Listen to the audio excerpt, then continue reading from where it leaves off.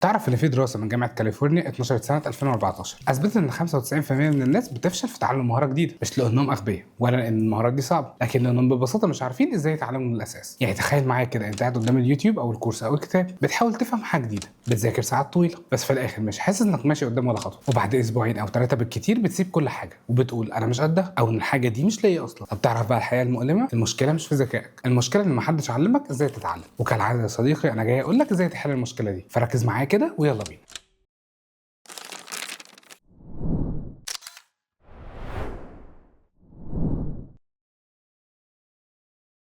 السلام عليكم، مساء الخير ويا رب دايما تكونوا بخير. انا حسن نجار وخلينا النهارده ندردش شويه. انا مش جاي اقول لكم فاكرين سيف خلاص بقى مننا وعلينا يعني. المهم مشكله سيف النهارده ايه بقى؟ ببساطه كان نفسه يتعلم لغه ثانيه غير الانجليزي، كان نفسه يتكلم اسباني بطلاقه عشان يسافر امريكا اللاتينيه ويعمل اعمال تطوعيه هناك. بدا يحمل تطبيقات ويشترك في كورسات اونلاين ويشوف فيديوهات على اليوتيوب. كان متحمس جدا في الاول، اول اسبوع كان بيذاكر ساعه كل يوم يحفظ كلمات ويكرر الجمل، بس بعد اسبوعين لقى نفسه مش فاكر اي حاجه تقريبا من اللي حفظه، ولما بيسمع حد بيتكلم اسباني مش بيفهم ولا كلمه. سيف قعد مع نفسه وقال يعني هو بجد انا غبي للدرجه دي؟ هو انا مش قادر اتعلم اي لغه ثانيه؟ ده في اطفال بيتعلموا اكتر من لغه وانا دكتور ومش قادر. وده بالظبط اللي بيحصل مع الاف الشباب كل يوم، بيبداوا رحله التعلم دي بحماس لكن من غير خريطه ولا بوصله، من غير فهم لطبيعه المخ البشري وازاي هو بيشتغل. خلينا نفهم الاول هو ايه اللي بيحصل في دماغك لما بتحاول تتعلم حاجه جديده. المخ البشري في حاجه اسمها الممرات العصبيه او النيورال باسويز، تخيلها كده زي طرق في غابه كثيفه. لما بتتعلم حاجه جديده انت بتحاول تشق طريق جديد في وسط الاشجار الكثيفه دي. في الاول الطريق ده مش موجود خالص، فبتحتاج مجهود رهيب عشان تعدي، كل خطوه صعبه ومتعبه ومحتاجه تركيز عالي، لكن مع التكرار الطريق ده بيبقى اوضح، الاشجار بتتقطع والارض بتتمهد ولحد ما يبقى في الاخر طريق سريع ومريح تعدي منه من غير ما تفكر. وده بالظبط الفكره ورا مبدا اسمه نيوروبلاستيستي او المرونه العصبيه، واللي اكتشفه العالم الكندي دونالد هيب سنه 1949. ومن ساعتها العلماء بيثبتوا كل يوم ان المخ قابل للتشكيل في اي سن، مش بس واحنا اطفال زي ما احنا كنا فاكرين. حتى ان في بحث اتنشر سنه 2018 اكتشف ان البالغين ممكن يتعلموا مهارات معقده بنفس كفاءه الاطفال، بس بشرط واحد بس، انهم يستخدموا الطريقه الصح في التعلم. وده اللي سيف ما كانش عارفه، كان فاكر ان التعلم معناه انك تحفظ وتكرر وتشوف فيديوهات كتير، لكن الحقيقه ان التعلم الحقيقي محتاج حاجات اعمق من كده بكتير. حتى ده كانت عايزه تتعلم الرسم الرقمي عشان تضيف بعد جديد لشغلها في الديكور، بس كل مره كانت بتفتح برنامج زي فوتوشوب او بروكرييت كانت بتحس انها غرقانه في تفاصيل ملهاش نهايه، ادوات مش فاهماها، طبقات مش عارفه تتعامل معاها. حاولت تتفرج على كورس كامل من اوله لاخره 40 فيديو، كل فيديو نص ساعه، شافت اول 5 فيديوهات بتركيز، بعدين بدات تشوف وهي مش مركزه، وفي الاخر وقفت عند الفيديو رقم 12. ده اللي حكت لي وقالت لي انا حسيت اني بشوف كلام كتير قوي بس مش بطبق ولا حاجه، وكل ما اشوف رسمه حلوه لحد محترف بحس اني مستحيل اوصل للمستوى ده فببطل. وده خطا كبير بيقع فيه اغلبنا، بنستهلك معلومات اكتر ما بنطبق، بنشوف ونقرا ونسمع لكن مش بنمارس فعليا، ومش بندي لنفسنا فرصه ان الدماغ يعالج المعلومات دي ويحولها لمهاره حقيقيه. خليني بقى الاول اقول لك نقطه مهمه، في فرق كبير بين نوعين من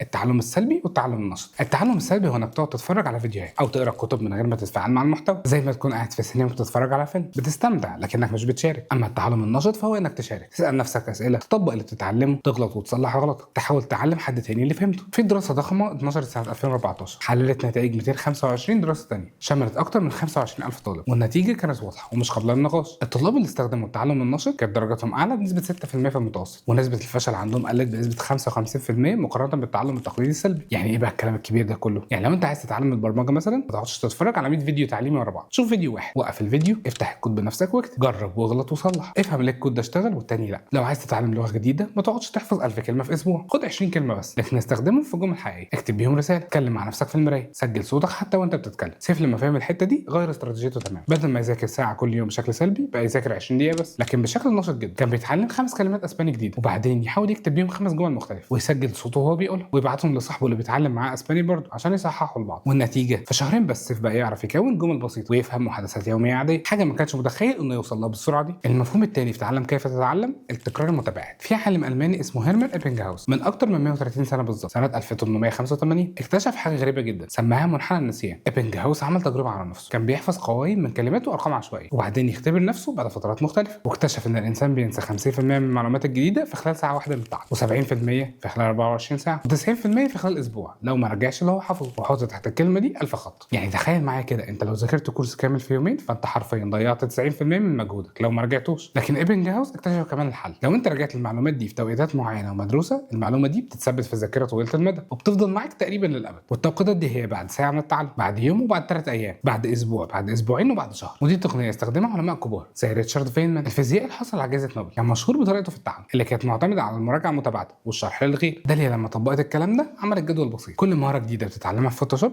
كانت بترجع لها في نفس التوقيتات دي بالظبط. مش بتتعلم حاجه جديده كل يوم وتنسى القديم، لا، كانت بتبني فوق بعض، طبقه فوق طبقه، وبشكل متين. وفي خلال 3 شهور بس داليا بقت تعرف ترسم رسومات رقميه معقده، وفعلا بدات تدمجها في شغلها، وعملائها بقوا معجبين جدا بالاضافه دي. المفهوم الثالث في تعلم كيف تتعلم، تعلم بالاجزاء الصغيره او الشانكينج. بص، المخ البشري عنده حد اقصى للمعلومات اللي يقدر يستوعبها في نفس الوقت. في عالم نفس امريكي اسمه جورج ميلر نشر بحث شهير جدا سنه 1956 بعنوان الرقم السحري 7 زائد او ناقص 2، وفي اثبت ان الذاكره قصيره المدى عند الانسان تقدر تستوعب من 5 ل 9 وحدات من المعلومات في نفس اللحظه. يعني لو حد قال لك رقم تليفون من 11 رقم هتلاقي صعوبه انك تفتكره كله مره واحده، لكن لو قسمته لاجزاء مثلا 0 1 2 3 4 5 6 7 8 9 هيبقى اسهل بكتير. ودي بالظبط فكره الشانكينج في التعلم، بدل ما تحاول تتعلم مهاره ضخمه ومعقده مره واحده، قسمها لاجزاء صغيره جدا وركز على كل جزء لوحده لحد ما تتقن، وبعدين اتنقل للجزء اللي بعده. وبالمناسبه نظريه 7 زائد او ناقص 2 بدات تتغير نسبيا، يعني بالمقارنه بالوضع الحالي ففي اتجاهات انها تبقى 4 زائد او ناقص 2 بسبب كتر المشتتات وقله التركيز وبرده كتر الخيارات المتاحه. اما ادم بقى كان مصدوم من كميه الحاجات اللي لازم يتعلمها، لغه برمجه كتير، فريم وركس، ادوات وخوارزميات، حس انه واقف قدام جبل ومطلوب منه ان هو يطلع. لكن لما اتكلمنا وفهم مبدا الشانكينج قرر انه يبدا بجزء واحد بس صغير، اساسيات الجافا سكريبت. مش هيتعلم كل اللغه مره واحده، لا، هيركز على الفاريبلز والداتا تايبس لمده 3 ايام وبس كده، بعد كده الفانكشنز لمده 3 ايام كمان، وبعدها اللوبس، وهكذا. وفعلا المنهج ده نجح معاه. في خلال شهرين ادم كان عنده اساس قوي في الجافا سكريبت من غير ما يحس بالضغط الرهيب اللي حس بيه في الاول. الحقيقه اللي لازم تفهمها دلوقتي هنا التعلم مش موهبه، التعلم مهاره، ومهاره التعلم نفسها انت ممكن تتعلم وتتحسن فيها لو فهمت الاليات الصح. سيف ما كانش غبي ولا داليا كانت فاشله، وحتى ادم ما كانش ضعيف، هم بس ما كانوش عارفين الطريقه. لما عرفوا كل حاجه اتغيرت. خلينا بقى نوقف كده ثواني واسالك، تعرف ايه الفرق بين حد بيتعلم مهاره جديده في 3 شهور ويتقنها وحد تاني بيفضل يحاول سنه كامله ومش بيوصل لاي حاجه؟ مش الذكاء ولا الموهبه ولا حتى الوقت المتاح، الفرق الحقيقي في حاجه واحده بس، فهم ازاي المخ بيحول المعلومه لمهاره. وده اللي هنكمل فيه دلوقتي عشان تبقى انت الشخص اللي بيتعلم في 3 شهور مش اللي بيضيع سنين من عمره. المفهوم الرابع في تعلم كيف تتعلم، التعلم من الاخطاء. في مفهوم علمي غريب شويه اتولد في سنغافوره على ايد باحث اسمه مانو كابور، والمفهوم ده اسمه الفشل المنتج. كابور عمل تجربه غريبه سنه 2008، جاب مجموعتين من الطلبه وطلب منهم يحلوا مسائل رياضيه معقده. المجموعه الاولى علمهم الطريقه الصح الاول، وبعدين طلب منهم يحلوا المسائل. المجموعه الثانيه سابهم يحاولوا يحلوا المسائل لوحدهم من غير ما يعلمهم اي حاجه، واكيد غلطوا كتير وفشلوا. وبعدين بقى علمهم الطريقه الصح. طب تفتكر انت بقى كده مين اللي اتعلم فيهم احسن؟ المجموعه الثانيه اللي هي اصلا غلطت الاول. ليه؟ لان لما المخ بيحاول يحل مشكله ويفشل بيبقى في حاله استعداد عاليه جدا لاستقبال الحل الصح، بيبقى عطشان للمعلومه مش بس مستقبل ليها بشكل سلبي. زي نهى كده كانت عايزه تتعلم اكسل عشان تبقى اقوى في شغلها. في الاول كانت بتتفرج على الفيديوهات وتطبق بالظبط زي ما الشخص اللي في الفيديو بيعمل، كانت بتنجح بس مش بتفهم الخطوات دي بالظبط. لما غيرت طريقتها وبقت تحاول تحل مشاكل حقيقيه من شغلها قبل ما تدور على الحل، بقت تفهم اعمق بكتير قوي. كانت بتحاول تعمل معادله معينه فتفشل، تجرب طريقه ثانيه فتفشل تاني، وبعدين تدور على الحل. ولما كانت بتلاقيه كان بيثبت في دماغها للابد الخطا مش عدو للتعلم، الخطا هو التعلم نفسه. وخليني اقول لك بقى حاجه مهمه جدا، الناس اللي عندهم عقليه النمو او الجروث مايند سيت، يعني اللي بيؤمنوا ان الذكاء والمهارات